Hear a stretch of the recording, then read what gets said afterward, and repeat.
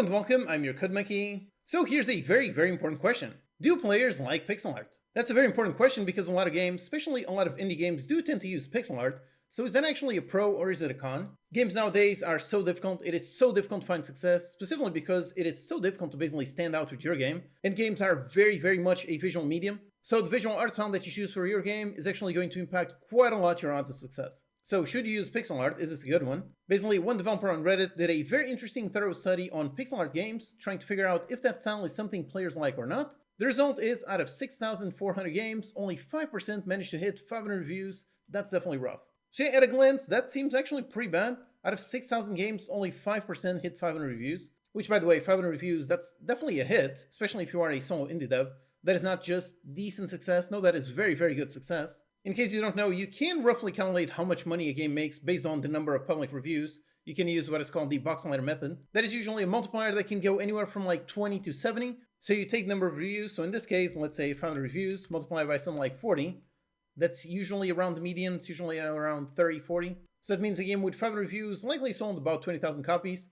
So if that's really just a $10 or $20 game, you've got $200,000 to $400,000. So I just wanted to give a little bit more context. So out of 6,000, only 5% managed to hit 500. That sounds really bad, just the 5%. But again, remember how 500, this would actually be a very nice hit, not really just a decent success. And again, is that really responsible to pixel art versus not pixel art? Like I wrote here, so now this might not necessarily mean pixel art is responsible for the bad results. Although if you're a solo dev, then 500 reviews is a hit. It is not just a decent result. Yep, like I said, I mean, if you sell 20,000 copies of your game, that is definitely a hit. And unless your game is like $1 to $2, if you charge something like 10 to 15, that is going to be a very nice amount. Perhaps it is simply the case that more beginners choose pixel art, therefore the games are more amateurish as opposed to the other styles. And this can definitely be the case. Pixel art is usually how a lot of beginners start trying to do some art. I'm not an artist myself, but as far as I know, that's usually how it starts. It is much easier to do pixel art as opposed to doing something like 3D modeling. And the developer actually published the entire full dataset.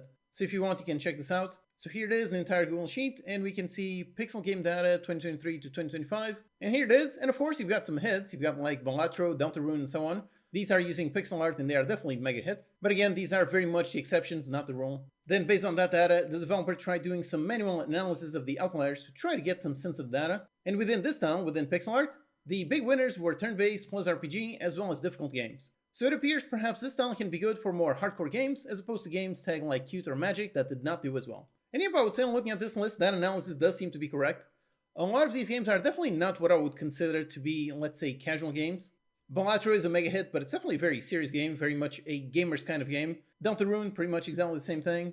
Risk of Rain, that's very hardcore, Animal Well, and so on. So looking at these, definitely not many or none of the, let's say, cozy games, which usually tend to do very well on Steam, but apparently not with this art style. And based on my own manual analysis, I would say this tracks. I have done some research on TikTok, Instagram, which are platforms where a bunch of games have found quite a lot of success, and the cozy genre is a big one on there. However, those cozy games are almost never pixel art, usually it's more low poly and soft colors. For example, here is the game Urban Jungle, which this one did quite well. It found quite a lot of success. And incidentally, this is actually from a developer that followed my free course, so it's always fun to look at this game. And over here, this one also found quite a lot of success on Instagram, TikTok, and so on. And if you look at that, yep, everything is nice colors, everything is nice low poly. I definitely don't think this would have found as much success if it was pixel art. Then single player tends to be more common than multiplayer in pixel art games. And horror, visual novel, bullet hell, puzzle, and first person seem to be the worst performers. Which is actually interesting because horror, that is usually considered a very good genre. It is usually a genre that you should try to make if you want to make a successful game. I talked about this topic in this video. Horror games have a bunch of things that make them very uniquely suited for having better odds of finding success, but apparently not when it comes to pixel art. And then you have visual novel, bullet hell, puzzle, and first person. Those are pretty difficult over here with pixel art, but like I wrote here, although to be fair, those genres, other than horror, are very rough genres on Steam as a whole. So yep, these being the worst performers might not necessarily have to do with pixel art. For example, puzzle games, there's a billion of those, and it's very hard to make a successful puzzle game. So on this one, whether it's pixel art or vector art or whatever it is, finding success on puzzle games is always going to be difficult. Same thing with bullet hell, visual novel, and so on. I think the main takeaway from this is how it is very difficult to make good pixel art. And it's very easy to make bad pixel art.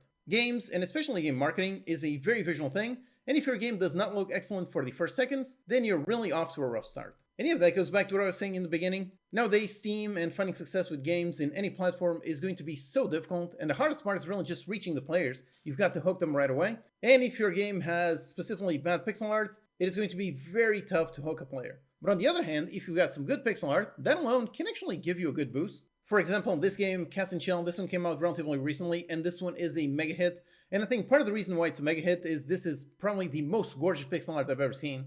This game is absolutely gorgeous, and I'm not even someone who usually enjoys pixel art that much, but looking at this, I can't help but just admire just how good this looks. So if you have very, very good pixel art, if you are a very skilled pixel artist, if so, that might actually work as a pro as opposed to being a con. Now for me, I enjoy pixel art, but there are definitely a sizable amount of players that for some reason consider the style low quality.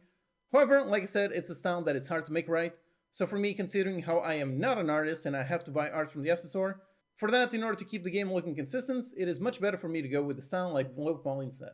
And yep, this is my advice to you, if you are like me, if you are mainly a programmer and not an artist.